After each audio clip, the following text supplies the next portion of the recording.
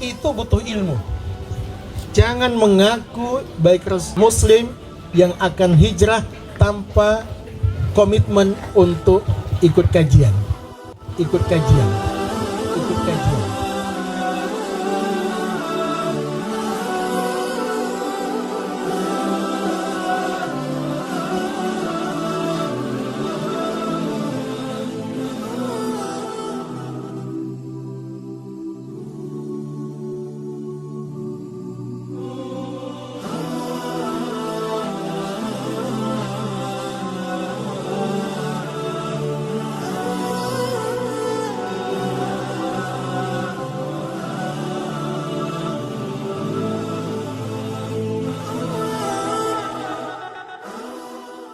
Wabarakatuh. Waalaikumsalam warahmatullahi wabarakatuh. Alhamdulillahilladzi allafa baina qulubina fa asbahna bi ni'matihi ikhwana.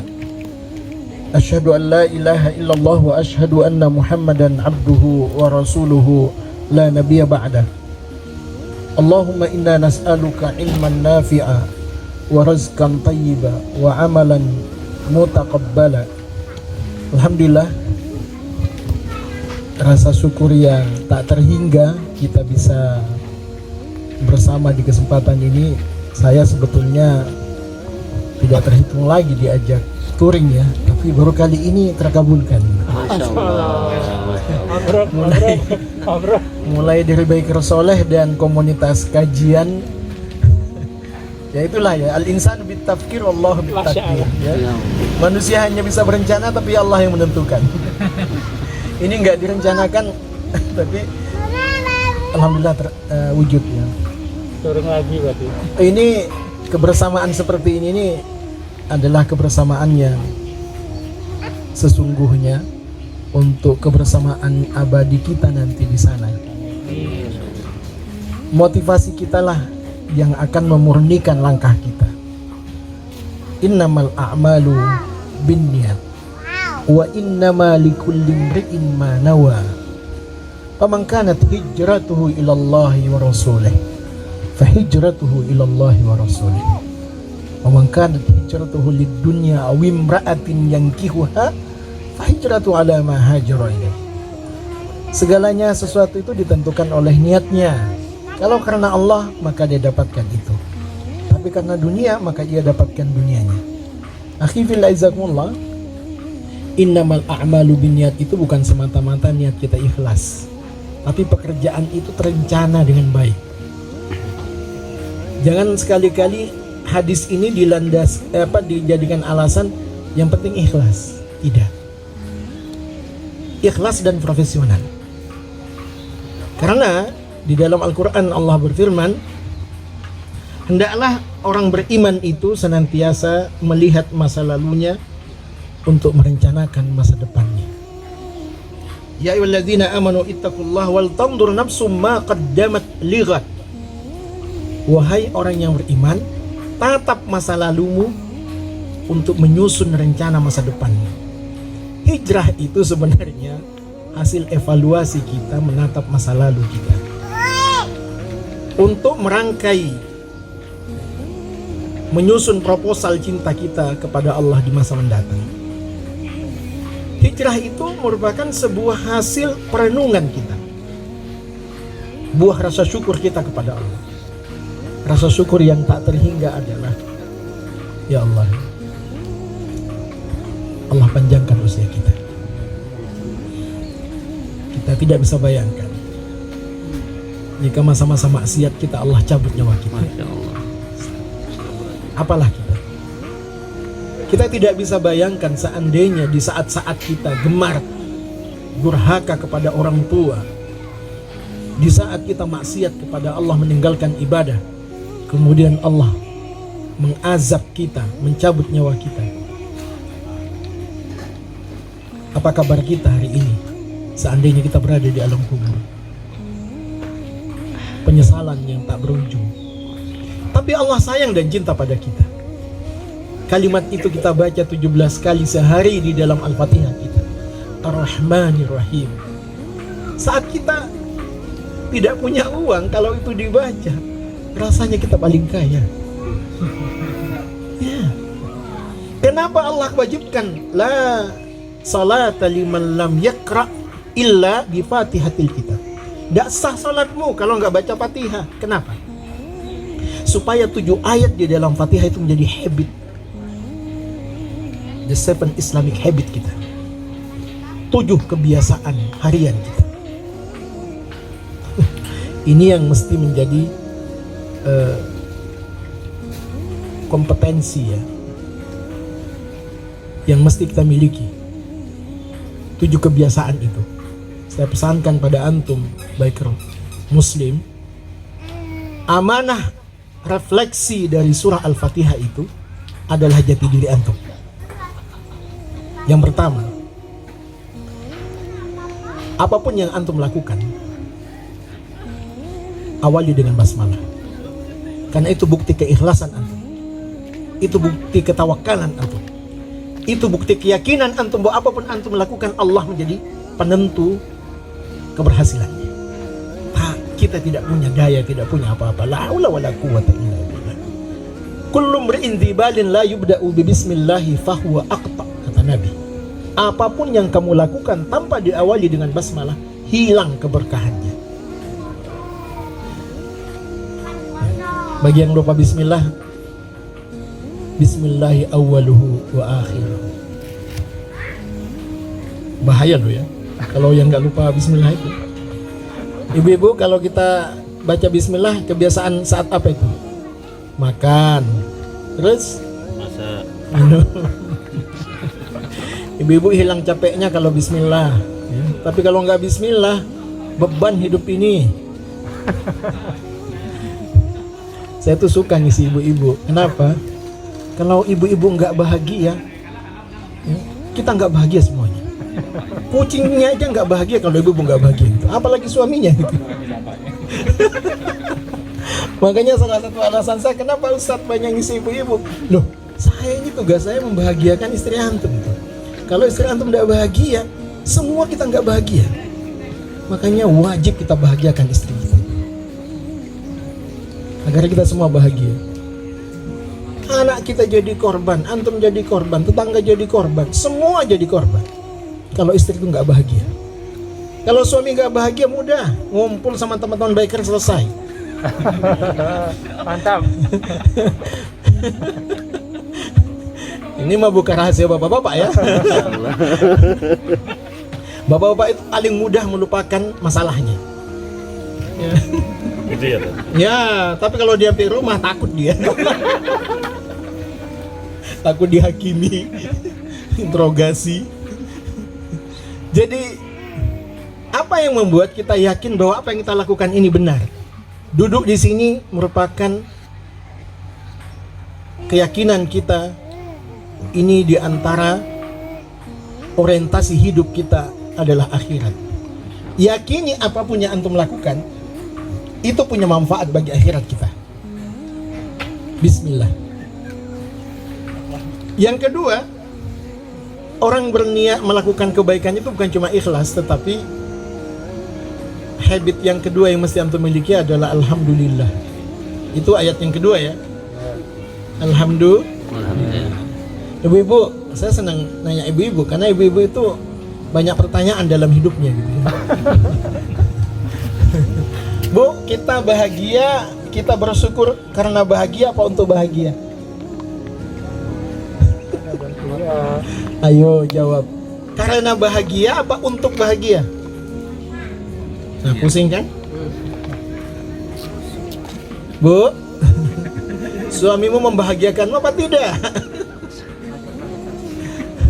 Sekarang bapak-bapak deh, kayak ibu-ibu masih seret ya maskernya. Pak, kita bahagia, bersyukur karena bahagia apa untuk bahagia? Karena bahagia ya. Pantes antum nggak dibahagiakan. Gimana antum mau bahagia, masa nunggu bahagia dulu baru bersyukur? Di situ salahnya. La in syakartum la azidannakum wa la in kafartum inna azabi lasyadid. Jelas kan? Kalau kalian bersyukur, aku bahagiakan kalian. Tidak mungkin ada bahagia tanpa diawali oleh rasa syukur. Apapun yang Allah berikan kepada kita tidak akan pernah membahagiakan kita kalau kita tidak syukuri. Termasuk istri antum, gak akan pernah membahagiakan antum selama antum fokus pada buruknya, fokus pada salahnya, dan tidak mensyukurinya. Tahu kunci kebahagiaan suami? Kalau ia menerima kekurangan istrinya. Hah?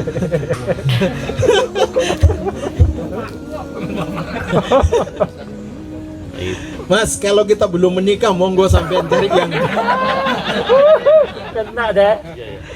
kalau sampean belum menikah, cari yang ada apanya. Ya, ada cantiknya ya, ada uangnya gitu ya, ada imannya. Tapi kalau bapak-bapak sudah punya istri, terima apa adanya. Gak boleh sudah antum protes, loh kok begini, gak boleh. Karena antum sudah menerima akadnya. Akadnya itu bukan cuma menerima baiknya, tapi juga menerima Baiknya. buruknya. Cinta itu dalam rumah tangga di saat antum mensyukuri kebaikan pasangan antum dan antum sabar atas keburukannya, itu cinta. Jangan coba-coba mengaku cinta pada istri, pada suami kalau anda hanya menghisap madunya tapi tidak mau bersabar atas buruknya. Jadi alhamdulillah, kalau belum disyukuri pasangan kita, gak mungkin tenang kita. Itulah sebabnya kenapa surah Ar-Rum ayat 21 itu diawali dengan kalimat wa min ayatihi an khalaqalakum min anfusikum azwaja. Tanda-tanda kebesaran Allah itu manakala engkau diberikan suami atau diberikan istri. Apa tanda-tanda kebesaran Allah dalam hidupmu? Kamu punya pasangan? Kira-kira antum kalau lihat istri antum, melihat ia sebagai ayat-ayat Allah apa seperti apa? Wahai ibu-ibu, jika engkau melihat suamimu, apakah engkau lihat ia sebagai ayat-ayat Allah atau Bapaknya anak-anak. selama kita tidak merasa bahwa dia adalah anugerah Allah yang terindah dalam hidup kita, selamanya dia tidak bisa membahagiakan kita. Sakinah itu berikutnya. Coba lihat ayat itu. Wa min ayatihi an khalaqalakum min anfusikum azwaja litaskunu ilaiha. Litaskunu ilaiha itu kalau dia menjadi ayat-ayat Allah dalam hidupmu yang kau syukuri. Kalau kamu tidak syukuri pasanganmu, tidak mungkin kamu sakinah dalam hidupmu. Coba sama-sama baca Alhamdulillah. Aku punya Alhamdulillah. Aku punya Enggak ada yang alhamdulillah di belakang.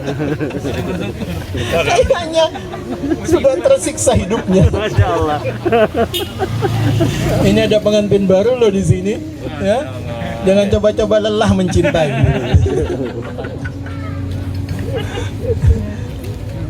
Saya ini pada zuhur ada konseling ya. Di antara banyak keluhannya ibu-ibu itu apa?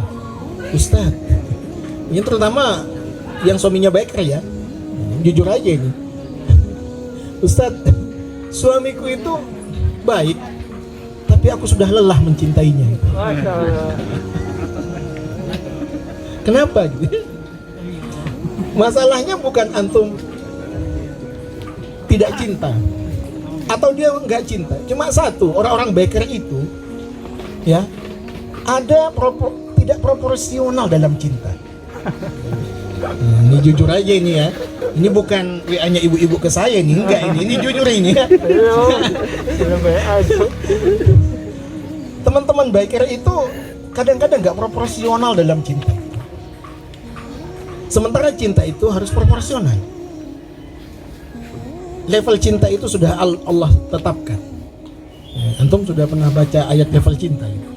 Surah At-Taubah ayat 24. Qul in kana aba'ukum wa abna'ukum wa ikhwanukum wa azwajukum wa ashiratukum wa amwalun iftaraftumuha wa tijaratun tahshawna kasadaha wa masakin tardawna ahabba ilaikum minallahi wa rasulih fatarabbasu hatta ya'ti Allahu bi amrihi. Seandainya kalian itu lebih cintai, kalian cintai bapak kalian, keluarga kalian, suami kalian, istri kalian, anak kalian, harta kalian, rumah yang kalian banggakan, bisnis yang kalian takutkan kerugiannya, lebih kalian cintai dibandingkan Allah dan Rasulnya, tunggu azab Allah datang pada kalian. Sadis, akhi. Ayat ini sadis. Kalau antum baca ayat itu sadis. Terus gimana level cinta itu? Level cinta itu ada 3. Ada mahabbatul ula, mahabbatul wusta, ada mahabbatul adna. Ada cinta level 21. Ada cinta level 1, ada cinta level middle gitu. Middle level ya, ada juga cinta yang paling bawah. Apa ya cinta yang paling tinggi itu? Cintai Allah, Rasul dan perjuangan, dakwah, hijrah. Itu antum harus cintai. Lebih dari segalanya. Yang kedua, cintai istrimu, anakmu, bapakmu, ibumu, hartamu, rumahmu, pekerjaanmu. Nah, cinta yang paling hina apa? Kalau nomor 2 dibalik jadi nomor 1, nomor 1 dibalik jadi nomor 2. Itu cinta yang paling hina. Nah, orang-orang biker itu kadang-kadang saya naik mobil tadi. kadang-kadang gak proporsional dalam cinta itu. Ya. Bu, bapak-bapak ini lebih cinta motornya apa lebih cinta istrinya? Itu yang saya Jujur takutkan. aja itu. Lebih cinta hobinya apa lebih cinta Allahnya gitu?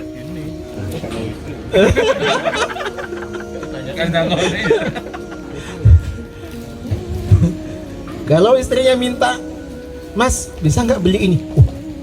Ini Covid deh, nanti aja. Tapi kalau motornya ada apa-apa langsung beli. Hah? Ayo. Ya monggo ya, ibu-ibu kalau nggak proporsional cinta bapak laporan saya ya. Jadi apa yang membuat kita senang ini? Kalau kita sama-sama bersyukur atas kebaikan sahabat-sahabat kita. Akhi, antum itu harus baca surah Al-Kahfi tiap Jumat. Kenapa? Sebagai biker ya. Di ayat 28 surah itu ada prinsip yang mesti dimiliki oleh para biker. Orang-orang biker itu bukan orang-orang suci. Mohon maaf ya. Bukan juga orang-orang baik. Tapi orang-orang yang ingin baik. Makanya antum jangan pernah kecewa berada di biker. Ustaz, aneh ini baru Ustaz. Tapi ada teman saya udah 2 tahun, 3 tahun ngaji. Tapi ya Allah Ustaz, sifatnya, akhlaknya. Itu salahnya antum. Kenapa antum gabung mencari orang suci di situ? Selama antum berpikir ekspektasi antum itu gabung ke sini mencari orang baik, antum salah. Tempat ini hanya kita jadikan tempat kita belajar menjadi orang baik. Kalau antum sudah baik, mengapain di sini? Jadi ustadz. Anak ngaji sama antum, anak aja bukan orang baik, tapi insya Allah selalu ingin jadi baik. Amin. Amin. Jadi apa di dalam surah Al-Kahfi ayat 28 itu? Wasbir nafsaka ma'al ladzina yad'una rabbahu bil ghadati wal asyi yuriduna wajha. Yang disuruh bersabar itu adalah Rasulullah. Coba antum lihat ayat itu, mukhatabnya yang dipanggil oleh Allah itu adalah Rasulullah. Wahai Muhammad, bersabarlah dirimu. Sekelas Nabi saja suruh bersabar. Apalagi? Coba tunjuk diri antum. Apalagi sekelas Nabi saja suruh. Apa sebabnya? Alladzina yad'una rabbahu bil ghadati wal asyi yuriduna wajha. Karena Nabi itu bersama dengan orang-orang hebat, saleh, beriman yang rajin zikir pagi dan sore. Kalau antum punya teman yang saleh, yang rajin zikir pagi dan sore, wajib antum bersabar padanya. Karena dia tetap Coba lihat kiri kanan antum. Apakah dia zikir pagi dan sore? Hah? Apakah dia orang saleh? Insya Allah. Kalau saja dia orang baik, orang saleh, yang rajin berzikir pagi dan sore, tetap antum perbanyak saldo-saldo kesabaran antum bersama dia. karena dia pasti mengecewakan antum. Ana sampaikan ini supaya antum paham orang berukhuwah itu seperti apa. Orang berukhuwah itu akhi bukan orang bersama orang-orang suci, tapi bersama orang-orang untuk menahan kesabaran kita demi kebersamaan kita. Jangan antum masuk ke sini ini hanya untuk menikmati kebaikan sahabat kita. Kalau bisa kita sumpah demi Allah. Demi Allah, saya siap bersyukur atas baikmu dan bersabar atas burukmu. Masya Allah. Siap. Siap. Jangan cuma ngomong sama teman baik, sama istri juga begitu. Kena lagi. Masya Allah. Kalau sudah mamuk sama istri langsung diambil motornya, hilang sudah. Lari dari kenyataan. Nggak bernyali. Itu mah pecundang. Istri itu kalau lagi marah pada teman suami biker, antum kempeskan ban antum. Temani istri yang sedang marah. Duduk di sampingnya. Ngapain? Jangan ngomong. Minimal antum kayak cecak itu. Kalau dia, Masya Allah, Masya Allah. Udah seneng itu istri antum itu. Ya. Istri kita itu nggak butuh solusi ahi, cuma butuh didengar aja. Ya. Apalagi kalau antum pandai. Mas Arif ini kadang-kadang belajar ke saya nih, ngerayu ya. Jadi Mantap. jadi kalau istri kita marah itu, tatap dia. Apa sih mas? Apa? Kok ada ya? Apa? Kok ada ya perempuan secantik ini mau sama aku? Tetap dia marah kan? Tetap dia marah ya. Antum lagi. Teruskan amarahmu. Aku memang pantas kok marah. Aku mohon maafkan sudah kan? Tapi gak apa-apa, marah. Habiskan amarahmu, tumpahkan emosimu, agar yang tersisa hanyalah cintamu. Masya Allah. Ini keluhan istri-istri biker itu. Antum jadi suami-suami bisu yang gak pandai merayu. Itu kekurangannya para biker. Padahal perempuan itu terlalu mudah membahagiakannya. Mudah, cuma antum nggak tahu bahasa cintanya. Itu masalah. Saya ngomong begini nih karena saya jadi Ini ada requestan ya Pak Ustadz ya, dari istri-istri kayak Masya Allah. demi Allah ya, waktu ya nggak ada kan ya. Ini saya nggak, yang saya kenal cuma satu malah yang akrab sama saya, murid saya itu. Ya. Jadi tidak ada request apa-apa.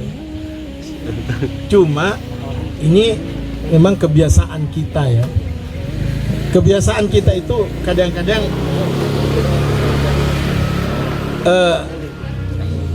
mau nyontoh Nabi dalam ibadahnya, mau nyontoh Nabi dalam sholatnya, tetapi kadang-kadang nggak semangat nyontoh Nabi sebagai suami. Antum sudah hebat sholatnya, yakin saya, karena antum udah lama ngaji. Oh, kalau di masjid antum husuknya minta ampun, tapi nyampe rumah galaknya minta ampun.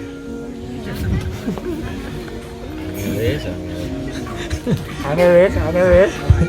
Apot. Bahkan ini OT ya, orang biker itu kalau pulang sholat subuh, ini tak buka aja rahasia mereka ya. Masya Allah. Tapi kita jujur. Banyak-banyak. Kalau pulang subuh, lembutnya, halusnya omongannya pada tetangga. Nyapu dek, tetangga itu ya. Masya Allah. Masya Allah. Nyiram dek, tetangga. Ke pasar dek, tetangga. Nyampe ke rumah, istrinya keringetan di dapur. Udah masak?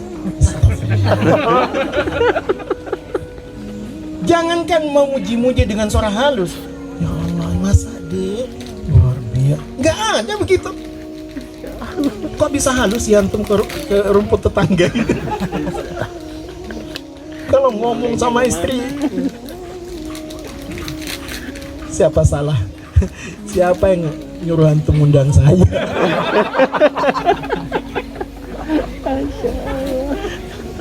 Salah hari kayaknya. Salah briefing nih guys. Jadi, nah, akhi fillah izakumullah, satu-satunya yang menjadi kekuatan antum, motivator antum untuk hijrah itu adalah istri. Tidak yakin anak antum bisa istiqomah kalau antum tidak seia, sekata, dan seirama, sefrekuensi, saling memahami dengan istri antum. Makanya jangan antum nikmati kehusukan antum dalam ibadah tanpa peduli kepada kehusukan istri antum di rumah. Antum itu namanya lari dari kenyataan. Oh, kalau sholat tahajud ngabit, nangis. Tidak pernah WA, Dek, udah bangun, udah subuh, anak-anak udah bangun. Lupa semua, tidur ba'da subuh. Nah, saya ingin antum punya di samping motivasi ya, kalau ingin mesra dengan pasangan itu, pelajaran pertama itu adalah memahami paradigma kebersamaan kalian di rumah tangga. Kita ini, apa sih motivasi kita ditakdirkan oleh Allah? Antum kalau mengecewakan pasangan, antum itu mengecewakan takdir Allah. Ya kan? Antum kebayang nggak 10 tahun sebelum menikah kalau istri ini mau jadi istri antum? Enggak kan? Malahan ada mantan musuhnya. Saya punya teman di pondok itu, pokoknya dia itu musuhan dan pernah berkelahi fisik, tapi ternyata jadi istri. Saya bilang, ayo kelahi. Rahasia jodoh itu luar biasa. Antum jangan sia-siakan pasangan antum, karena dia bukan pilihan cinta antum, tapi dia pilihan takdir Allah bagi antum. Kalau mau pilihan cinta jujur, bukan ini kan yang ketiga Ustaz. Oh, tolong. Ya Allah.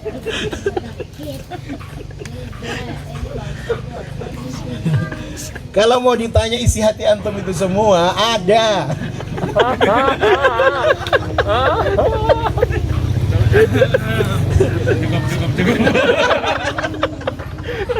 Opsi 1, opsi 2, opsi 3. Anda nggak tahu ini opsi ke-17 atau opsi ke-18 ini. Ya Allah takdirkan ini. Masya Allah. Tetapi ya, hanya satu yang membuat antum kokoh. Ketika antum katakan, ya Allah, bukan cintaku yang akan mengabadikan kesetiaanmu, tapi takdirmu lah yang mengabadikan kesetiaan. Coba antum bayangkan gitu ya. Itu takdir antum, takdir Allah bagi antum, antum sia-siakan. Yang milihkan antum itu ya kecewa. Yang kedua, setelah motivasi, obsesi. Motivasi kita menikah itu ibadah. Setelah antum nikah, maka setiap detik hidup antum itu akan dicatat sebagai pahala. Makanya orang jomblo itu orang yang pantas kita kasihani. Mana jomblo? Masya Allah. Bahkan kita itu lebih kasihan kepadanya dibandingkan melihat anak yatim dan fakir miskin. Gak denger. Catat.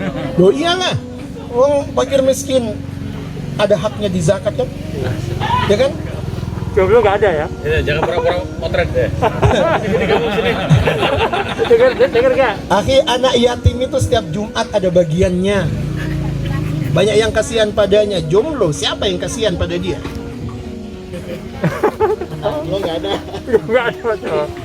Yang jomblo angkat tangan. Masya Allah. Yang masih jomblo angkat tangan. Gak usah angkat tangan, lagi berdiri dia.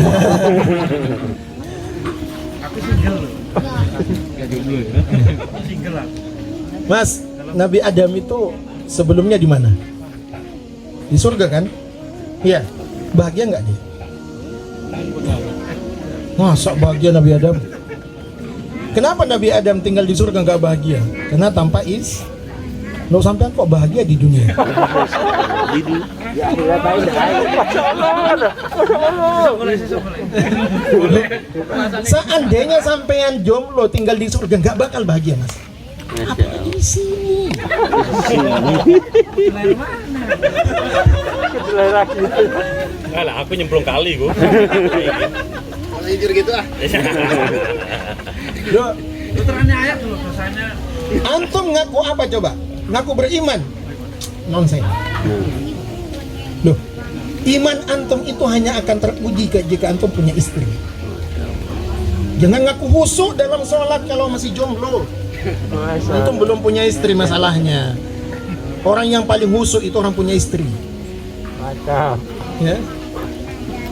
Jadi saya tuh tidak percaya kesolehan seseorang kalau dia belum punya pasangan. Karena belum dapat ujian. Dalam pengalaman hidup kita tidak ada lagi ujian yang paling berat kecuali ujian pasangan kita. Kita mah biasa lapar, ya. Kita udah biasa dihina. Tapi kalau sudah berkait sama istri itu, ya Allah, tidak ada lagi surga dalam hidup kita. Makanya akhi, jika ada surga di dunia ini, maka surga itu adalah kebahagiaan antum dalam rumah tangga. Tapi jika ada neraka di dunia ini, maka neraka itu adalah kegagalan antum berumah tangga. Antum mau punya dunia, punya jabatan, punya harta, tidak ada artinya kalau antum dikhianati oleh istri antum. Makanya saya concern itu masalah keluarga. Karena basic antum di luar rumah itu ditentukan oleh power energi antum di rumah.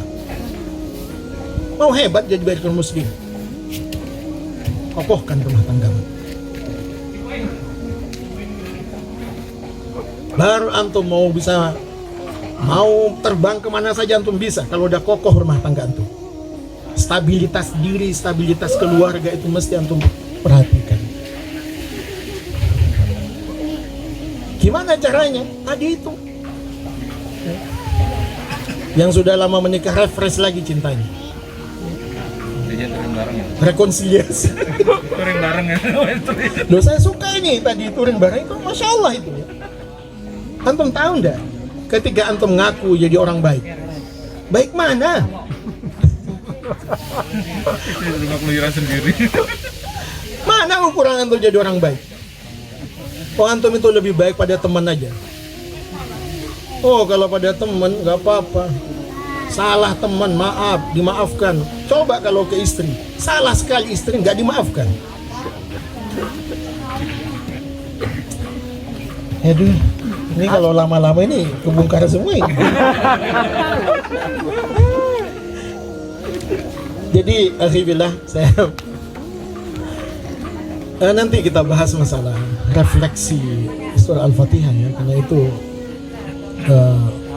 saya rasa tidak ada lagi kurikulum dalam rumah tangga kita kecuali memperlakukan habit, the seven Islamic habit dari surah Al-Fatihah itu. Makanya dia wajib dibaca. Antum sholat hanya Al-Fatihah saja sah. Tapi kalau antum baca Alif Lam Mim sampai An-Nas itu tidak sah. Itulah pentingnya Al-Fatihah.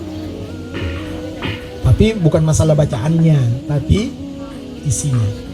Satu Bismillah, dua Alhamdulillah, tiga Ar-Rahmanir itu, Ar-Rahmanir Rahim itu, ini kekuatan kita saat ini, Ar-Rahmanir Rahim.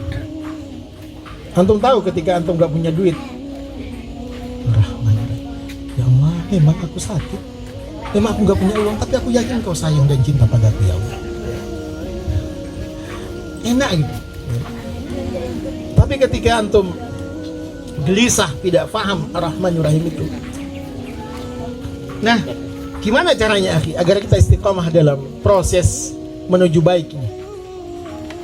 Dalam bahasa kita disebut dengan hijrah.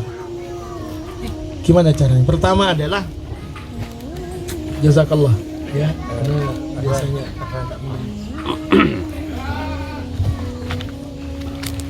Akhi, sambil santai antum mau selonjoran tidak masalah ya. Yang penting telinga antum aja dengar.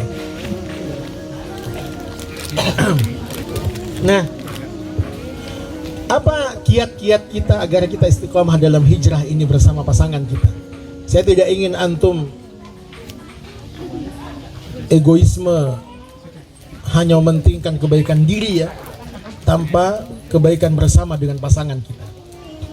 Yang pertama adalah keikhlasan. Keikhlasan untuk berubah. Bukan karena berubah karena sudah gak punya uang, sudah miskin. Bukan itu. Tetapi memang ada yang Allah berikan kepada kita itu ujian sehingga kita berubah. Kenapa mesti ikhlas kita dalam proses ini? Allah Subhanahu wa taala dalam surah Shad ayat ke 86,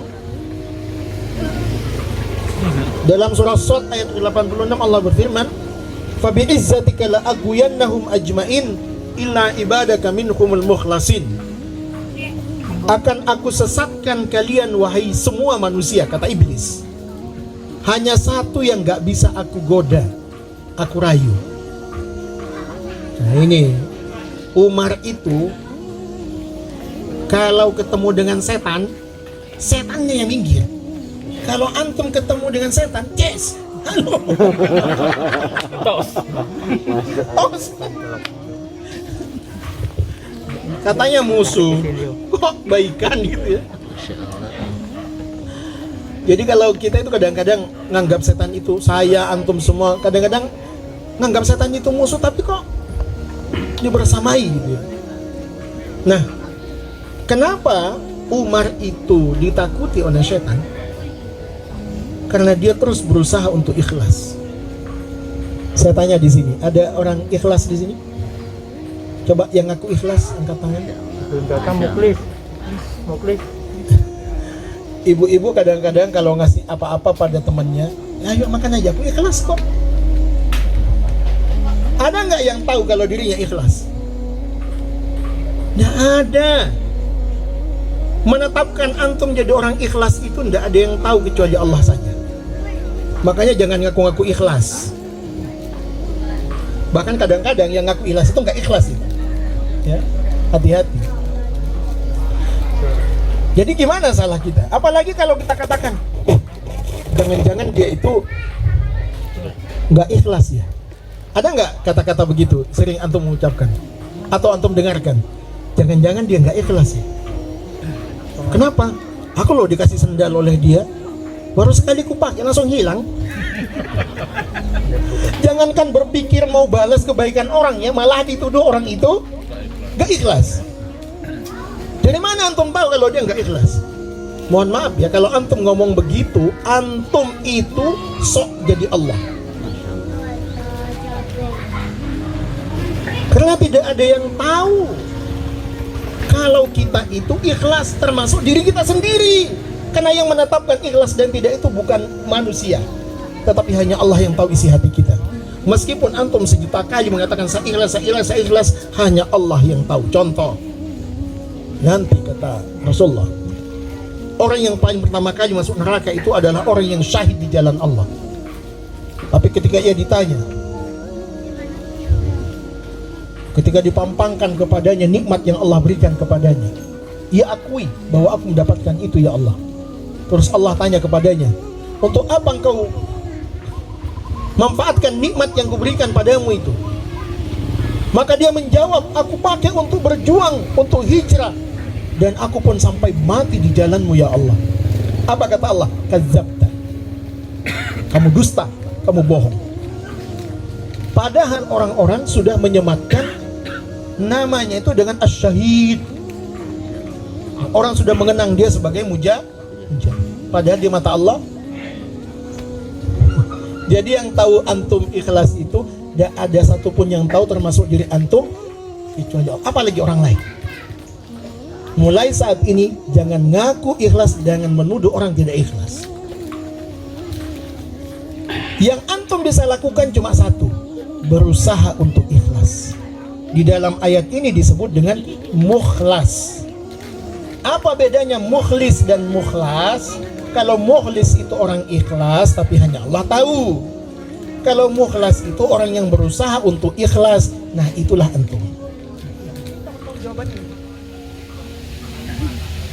Yang ketiga, istri itu mesti menjadi manajer. Tidak ada lagi yang bisa memanage keuangan keluarga kecuali nah, semangat ini. Tidak ada lagi yang bisa memanage keuangan keluarga kecuali Three, four. Hah? Si Sakinah, si Mawaddah, dan si Rahmah. Siti mewah. Catat tadi. Siti mewah. Makanya kalau nanti pulang antum jangan panggil istri antum istri. Iswan. Iswan. Wahai Iswan gitu ya. Insya Allah. Karena istrinya kadang-kadang juga kenapa antum mau dipanggil istri? Mulai saat panggil Iswan dia. Wahai satu-satunya gitu. Makanya dipanggil istri memang harus 3. Insya Allah. Ini masalah. Ada nyaut. Pulang masalah. Yang gitu-gitu tuh nggak boleh diguyonkan ya. Masya Allah. Diaminkan. Oh iya. Terus Diaminkan. Saya juga heran. Kenapa sih bapak-bapak itu bicara poligami aja bahagia, apalagi melakukannya gitu? Amin.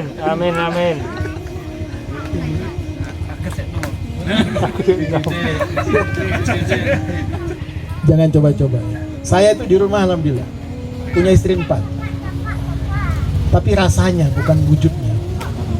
Istimewa. Kalau pagi-pagi istri saya itu yang betul-betul istri.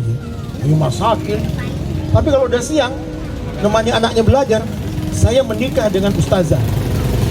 Menikah dengan bu guru gitu. Woi, dia yang ngajari anaknya. Alhamdulillah sudah 2 istriku. Tadi dengan istri asli, sekarang jadi dengan ustaz. Agak sore-sore isi pengajian. Nikah lagi dengan pengajian lagi dia. Nikah lagi dengan mahasiswi gitu. Udah pakai ransel. Ya Allah gitu ya. Malam-malam kayak artis. Gitu. Jadi istri itu biar gak membosankan, perbanyak rasanya, jangan perbanyak orangnya. Antum nanti nggak makan nasi kan, ya kan? Siapa angkat tangan yang bosan pada nasi? Nggak ada. Kenapa antum tidak bosan pada nasi? Rasanya yang antum perbanyak. Pagi-pagi nasi uduk, ya. Siang-siang nasi kebuli, kan? Malam-malam nasi jinggo, enak itu. Yang penting, sepakat ya satu ya. Tapi rasanya yang, ada model harus ada modal. Itu kesimpulannya ya. Kesimpulannya itu. Kesimpulannya itu. Saya pikir kesimpulannya 1 ustadzah, 2 mahasiswi. Untuk memperbanyak rasa itu butuh Habis apa pertanyaannya tadi? Jangan diperpanjang. Ya itu tadi. Oke ya. Ya. Alhamdulillah. Gimana lagi? Cukup? Ahmadnya aja nggak pertanyaan. Ibu-ibu, ini udah cukup ibu-ibu itu ya. Udah cukup terpuaskan dengan temanya. Kalau bapak-bapak terpuaskan dengan pertanyaannya, ya ibu terpuaskan dengan temanya. Ya, ini salah Pak Arif undang kita ini ya. Untung ternyata jauh-jauh ke sini hanya untuk dihakimi kan.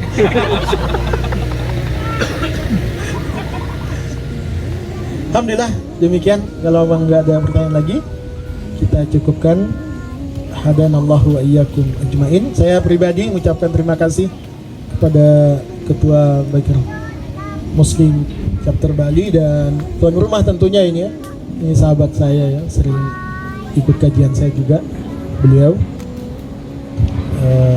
di beberapa kajian ya. Di wilayah sini sering juga sih. Saya pernah di Bedugul itu di Ini Pak. Oh iya, sangat. Bahkan saya ini nggak boleh pulang sebelum ketemu beliau. Biasa bincang-bincang. Cukup ya. Makasih Ibu ya. Kalau mau ini silakan WA Bu. Ya. Pertanyaannya boleh. Saya itu ternyata menerima pertanyaan lewat WA itu cara terbaik kita untuk belajar. Jadi bapak-bapak kalau ingin belajar, sampaikan pada istri, "Dek, apa-apa nanya pada aku." Tapi jangan langsung. Karena tidak ada lagi kesempatan kita untuk serius belajar buka kitab, itu tidak ada. Tapi gimana cara belajar kita efektif di usia 40 ke atas itu? Banyak ditanya. Banyak ditanya. Karena dengan banyak ditanya itu antum akan berusaha mencari jawaban dan antum pasti belajar. Jadi cara efektif belajar di atas 40 adalah banyak ditanya. Itulah sebabnya kenapa saya meskipun saya sampai jam 2 malam, kalau antum lihat saya WA dan Facebook saya pasti aktif itu. Ya, semalam tuh jam 2. Tidurannya 2 sampai 3 jam aja. Tapi alhamdulillah ya. Bekam, pijit, olahraga santai sedikit ya. Sudah cukup untuk jaga. Saya mulai dakwah itu sejak tahun 90.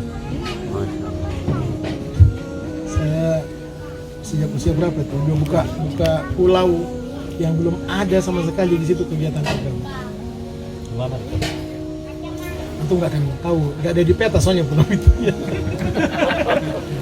Tapi ujiannya ya Allah luar biasa. Tapi di sini nggak ada ujian ya. Antum orang baik-baik. Kalau di sana ya berat, sudah medannya berat, sudah orangnya juga ya perlu segala cara. Assalamualaikum warahmatullahi wabarakatuh.